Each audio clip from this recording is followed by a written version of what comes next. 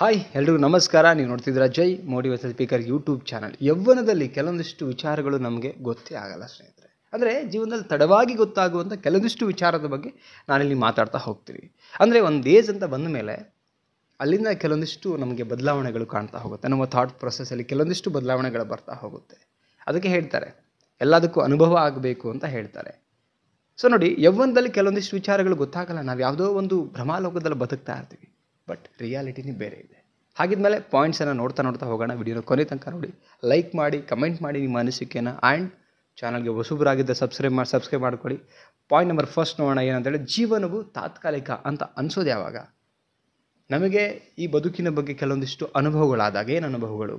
ನಮ್ಮ ಕಣ್ಣು ಮುಂದೆನೇ ಇದ್ದಂಥ ವ್ಯಕ್ತಿಗಳು ಸಡನ್ನಾಗಿ ತೀರ್ಕೊಂಡು ಹೋದಾಗ, ತುಂಬ ಹೆಲ್ದಿ ಇದ್ದಂಥ ವ್ಯಕ್ತಿಗಳು ಯಾವುದೋ ಒಂದು ಆಕ್ಸಿಡೆಂಟು, ಹಾರ್ಟ್ ಅಟ್ಯಾಕು, ಇನ್ನೊಂದು ಯಾವುದೋ ಒಂದು ವಿಚಾರದಲ್ಲಿ ತೀರ್ಕೊಂಡು ಹೋದಾಗ ಆವಾಗ ನಿಮಗೆ ಅನ್ಸೋಕ್ಕೆ ಶುರು ಆಗುತ್ತೆ, ನಿನ್ನೆ ಇದ್ದಂಥ ವ್ಯಕ್ತಿ ಇವತ್ತಿಲ್ಲ, ಆಗಲೇ ಇದ್ದಂಥ ವ್ಯಕ್ತಿ ಈಗಿಲ್ಲ ಅಂದಾಗ ಈ ಜೀವನ ವೆರಿ ಶಾರ್ಟ್, ತಾತ್ಕಾಲಿಕ ಅಂತ ಅನ್ಸೋಕ್ಕೆ ಶುರು ಆಗುತ್ತೆ.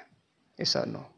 ಇದು ಲೇಟಾಗಿ ಗೊತ್ತಾಗ್ತಾ ಬರುತ್ತೆ ನಮಗೆ. ಈ ಬದುಕಿನ ಒಂದು ಕೆಲವೊಂದಿಷ್ಟು ರಹಸ್ಯಗಳು ಹೋಗ್ತಾ ನಮಗೆ ಪರಿಚಯ ಆಗ್ತಾ ಹೋಗುತ್ತೆ. ಅದರಲ್ಲಿ ಫಸ್ಟ್ ಪಾಯಿಂಟ್ ಹೇಳಿದೆ, ಜೀವನ ತುಂಬ ತಾತ್ಕಾಲಿಕವಾಗಿರುವಂಥದ್ದು. ನೆಕ್ಸ್ಟ್ ಪಾಯಿಂಟ್ ಹೋಗೋಣ. ಸುಖ, ಶಾಂತಿ, ನೆಮ್ಮದಿ ಕ್ಷಣಿಕ. ಯಾವುದು ಸುಖ ಅಂತ ಅಂದ್ಕೊಂಡಿರ್ತೀವಿ ಅದು ಕ್ಷಣಿಕ. ಯಾವುದು ಶಾಂತಿಯುತವಾಗಿ ನಡೀತಾ ಇದೆ ಅಂದ್ಕೋತೀವಿ ಅದು ಕ್ಷಣಿಕ.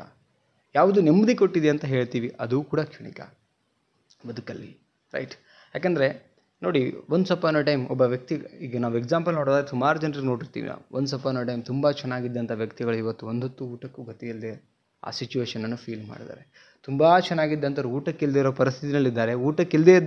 ಇಲ್ಲದೇ ಇದ್ದಂಥ ವ್ಯಕ್ತಿಗಳು ತುಂಬ ಚೆನ್ನಾಗೂ ಆಗಿದ್ದಾರೆ. ಇದೆಲ್ಲ ಬದಲಾಗ್ತಾ ಇರುತ್ತೆ, ಪ್ರಕೃತಿ ನಿಯಮ. ಅಂದರೆ ಎಲ್ಲ ಕ್ಷಣಿಕ ಅಷ್ಟೇ. ಬಂದು ಹೋಗುವಂಥದ್ದು ಭಗವಂತ ಎಲ್ಲರಿಗೂ ಏನಂದರೆ ಎಲ್ಲನೂ ಕೊಟ್ಟು ಕೊನೆಗೇನು ಇಲ್ದಂಗೆ ಹಾಗೆ ಕರ್ಕೊಳ್ತಾನೆ. ಬಂದು ಹೋಗುವಂಥದ್ದು ಇವೆಲ್ಲ ಯಾವ ಭ್ರಮೆನಲ್ಲೂ ಬದುಕಬೇಡಿ, ಇದು ಪರ್ಮನೆಂಟಾಗಿ ಹಾಗೆ ಉಳಿದು ಹೋಗುತ್ತೆ. ಯಾವ ಶಾಂತಿ, ಯಾವ ನೆಮ್ಮದಿ, ಯಾವ ಸುಖನೂ ಕೂಡ ನಿಮಗೆ ಪರ್ಮನೆಂಟಾಗಿ ಇರಲಿಕ್ಕೆ ಸಾಧ್ಯನೇ ಇಲ್ಲ. ಇದು ಪ್ರಕೃತಿ ನಿಯಮ. ಎಲ್ಲವನ್ನು ಕೂಡ ಅನುಭವಿಸಿ ಹೋಗುವಂಥದ್ದು. ಈ ಸತ್ಯವನ್ನು ಅರ್ಥ ಮಾಡ್ಕೊಳ್ಬೇಕಾಗತ್ತೆ. ನೆಕ್ಸ್ಟ್ ಪಾಯಿಂಟ್ ಹೋಗೋಣ. ಕುಟುಂಬವು ಸ್ನೇಹಿತರಿಗಿಂತ ಹೆಚ್ಚು ಮುಖ್ಯವಾಗಿರೋದು ಅಂತ ಅನಿಸೋದು ನಮಗೆ ಒಂದಿಷ್ಟು ಅನುಭವಗಳಾದ ಮೇಲೆ, ವಯಸ್ಸು ಅನ್ನೋದಕ್ಕಿಂತ ಅನುಭವಗಳು ಕಳೆದ ಮೇಲೆ ಕುಟುಂಬ ತುಂಬ ಮುಖ್ಯ ಅನ್ಸೋಕ್ಕೆ ಶುರುವಾಗುತ್ತೆ. ಯಾವಾಗ? ಹಾಸ್ಪಿಟಲೈಸ್ ಆದಾಗ, ತಂದೆ ತಾಯಿ ಬಂದು ಸೇವೆ ಮಾಡ್ತಿರ್ಬೇಕಾದ್ರೆ, ಹೆಂಡತಿ ಮಕ್ಕಳು ಬಂದು ನಮಗೆ ತುಂಬ ಕೇರ್ಫುಲ್ಲಿಯಾಗಿ ನೋಡ್ಕೊಳ್ತಿರ್ಬೇಕಾದ್ರೆ ಆವಾಗ ಅನ್ನಿಸ್ತಾ ಇರುತ್ತೆ ಎಲ್ಲದಕ್ಕಿಂತ ಮುಖ್ಯ ಇರೋದು ಒಂದು ಕುಟುಂಬ ಅಂತೇಳಿ. ಇದು ಅರ್ಥ ಆಗೋದು ನಮಗೆ ಆಲ್ಮೋಸ್ಟು ಬದುಕನ್ನು ಕಳೀತಾ ಇನ್ಯಾವುದೋ ಒಂದು ಕೊನೆ ಹಂತದಕ್ಕೆ ಬಂದಾಗ ನಮಗೆ ಆ ಫ್ಯಾಮಿಲಿ, ಅಂದರೆ ನಾವೆಲ್ಲ ಆಲ್ಮೋಸ್ಟು ಆರೋಗ್ಯ, ವಯಸ್ಸು ಎಲ್ಲ ಕಳ್ಕೊಂಡ್ಮೇಲೆ ಅವೆಲ್ಲ ಅರ್ಥ ಆಗ್ಲಿಕ್ಕೆ ಶುರು ಆಗುತ್ತೆ. ಎಸ್. ಸೊ ಅದಕ್ಕೋಸ್ಕರ ನನಗೆ ಜಸ್ಟ್ ಈ ಒಂದು ಕೆಲವರಿಗೆ ಯಾವ ಏಜಲ್ಲಿದ್ದರೆ ಗೊತ್ತಿಲ್ಲ, ಅಟ್ಲೀಸ್ಟ್ ಈಗ ಇನ್ಫಾರ್ಮೇಷನ್ ಶೇರ್ ಮಾಡೋಣ ಅಂತ ಮಾಡ್ತಾ ಇದ್ದೀನಿ. ನೆಕ್ಸ್ಟು 4ನೇ ಪಾಯಿಂಟ್, ಕೋಪವು ಹಾನಿ ಮಾಡುವ ವಿಷಯಗಳು ಅಂತ ಅರ್ಥ ಆಗೋದೇ ನಮಗೆ ಎಂಗೇಜಲ್ಲಿ ಗೊತ್ತಾಗಲ್ಲ, ಬಿಸಿ ರಕ್ತ ಇದ್ದಾಗ ಗೊತ್ತಾಗಲ್ಲ ಅಂತ ಹೇಳ್ತಾರೆ. ಕೆಲವರು ಆ ಎಂಗೇಜಲ್ಲೂ ಕೂಡ ಅರ್ಥ ಮಾಡ್ಕೊಳ್ತಾರೆ. ಕೋಪದಲ್ಲಿ ಗುದ್ದಾಡ್ತಾರೆ, ಜಗಳ ಮಾಡ್ತಾರೆ. ನಿಮ್ಮ ಕೋಪ, ನಿಮ್ಮ ಎಂಗೇಜು, ನಿಮ್ಮ ಯೌವನ ಇದು ಕೂಡ ಪರ್ಮನೆಂಟ್ ಅಲ್ಲ ಸ್ನೇಹಿತರೆ. ಎಲ್ಲವೂ ಕೂಡ ನಶಿಸಿ ಹೋಗುತ್ತೆ. ಒಬ್ಬ ವರ್ಲ್ಡ್ ಫೇಮಸ್ ಜಿಮ್ ಟ್ರೈನರ್, ಅವನು ಕೂಡ ಕೊನೆಗಾಲದಲ್ಲಿ ಕೋಲ್ ಹಿಡ್ಕೊಂಡು ನಡ್ಕೊಂಡು ಹೋಗೋದನ್ನು ಕೂಡ ನಾವು ನೋಡಿದ್ದೀವಿ.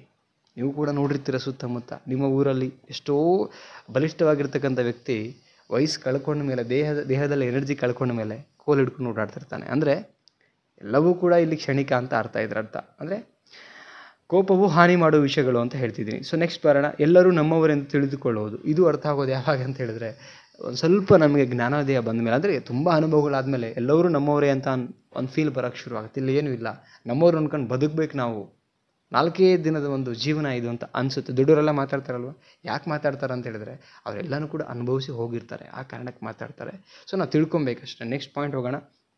ಪ್ರಯತ್ನ ಮಾಡದೆ ಎಲ್ಲವನ್ನು ಪಡೆದುಕೊಳ್ಳಲು ಪ್ರಯತ್ನಿಸುವುದು. ಪ್ರಯತ್ನ ಮಾಡದೆ ಈ ಜಗತ್ತಲ್ಲಿ ಯಾವುದೂ ಕೂಡ ಸಿಕ್ಕಿಲ್ಲ ಸ್ನೇಹಿತರೆ. ಯಾವುದು ಸಿಗೋಕ್ಕೆ ಸಾಧ್ಯನೇ ಇಲ್ಲ. ಎಲ್ಲ ಪ್ರಯತ್ನದ ಮೇಲೆ ಡಿಪೆಂಡ್ ಆಗಿರುವಂಥದ್ದು. ನೀವೊಂದಷ್ಟು ನೋಡಿ, ನಿಮಗೆ ಎಲ್ಲ ರೆಡಿ ಇದೆ. ಹೋಟ್ಲಲ್ಲಿ ನೀವು ಹೋಗಿ ಕೂತಿರ್ತೀರಾ, ಸರ್ವರ್ ಅಂದರೆ ಸರ್ವ್ ಮಾಡುವಂಥ ವ್ಯಕ್ತಿ, ಅಂದರೆ ಸೇವಕ ಬಂದು ನಿಮಗೆ ಹೋಟ್ಲಲ್ಲಿ ತಿಂಡಿ ತಂದಿರ್ತಾನೆ. ಆ ತಿಂಡಿ ತಂದು ಇಟ್ಟ ಮೇಲೂ ಕೂಡ ಅಟ್ಲೀಸ್ಟ್ ತಿನ್ನುವಂಥ ಪ್ರಯತ್ನ ನೀವು ಮಾಡದೆ ಹೋದರೆ, ಅಟ್ಲೀಸ್ಟ್ ನಿಮ್ಮ ಬಾಯಿಗೆ ತಿನ್ನಿಸಿದ್ರು ಅಂದ್ಕೊಳ್ಳಿ, ಅಗಿಯುವಂಥ ಪ್ರಯತ್ನ ಮಾಡದೆ ಹೋದರೆ ಯಾವುದು ಆಗುತ್ತೆ? ಎಲ್ಲವೂ ಕೂಡ ಪ್ರಯತ್ನದ ಮೇಲೆ ನಿಂತ್ಕೊಂಡಿದೆ. ಸೊ ಈ ಮಾತುಗಳನ್ನು ನೆನಪಿಟ್ಕೊಳ್ಳಿ. ಇವೆಲ್ಲ ಗೊತ್ತಾಗೋದು ನಮಗೆ ಒಂದಿಷ್ಟು ಅನುಭವಗಳು ಕಳೆದ ಮೇಲೆ ಸೊ ಬದುಕಿನ ಬಗ್ಗೆ ನಾವು ತುಂಬ ಕಾಳಜಿ ಇಟ್ಕೊಂಡು ಪ್ರತಿ ಕ್ಷಣನೂ ಕೂಡ ಒಳ್ಳೆ ರೀತಿಯಿಂದ ಕಳೆಯೋಣ ಅಂತ ಹೇಳ್ತಾ, ನಿಮ್ಮ ಅನಿಸಿಕೆಗಳನ್ನ ದಯವಿಟ್ಟು ಕಮೆಂಟ್ ಸೆಕ್ಷನ್ ಖಾಲಿ ಇದೆ, ಕಮೆಂಟ್ ಸೆಕ್ಷನಲ್ಲಿ ಕಮೆಂಟ್ ಮಾಡಿ ಅಂತ ಹೇಳ್ತಾ, ಚಾನಲ್ಗೆ ಸಬ್ಸ್ಕ್ರೈಬ್ ಮಾಡ್ಕೊಳ್ಳಿ, ಫ್ರೆಂಡ್ಸ್ಗಳಿಗೆ ಶೇರ್ ಮಾಡಿ ವಿಡಿಯೋ. ಮತ್ತೊಂದು ಟಾಪಿಕಲ್ಲಿ ಸಿಗ್ತೀನಿ. ನಮಸ್ತೆ.